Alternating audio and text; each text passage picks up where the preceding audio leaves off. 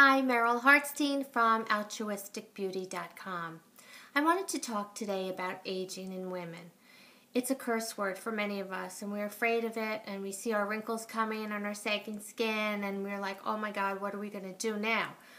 Yes, we're lucky and blessed in this day and age that there is plastic surgery and there's wonderful products, preventative products in cosmetics and skincare.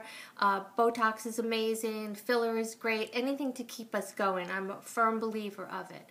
But there's also inner aging, and I'm not talking about physically inner aging, I'm talking about spiritually inner aging.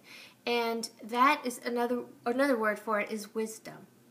And our inner aging is a gift. Our wisdom is a present.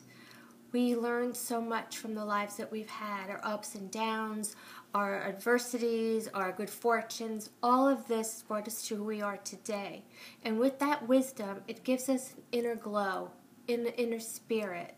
And it gives us a feeling that we are more experienced and we have been through so much, and this is a present that we have to pass on to our children and to other people that might still be struggling in their youthful times when they feel like some things that are not really that important are so important to them. And without that wisdom, we don't know it.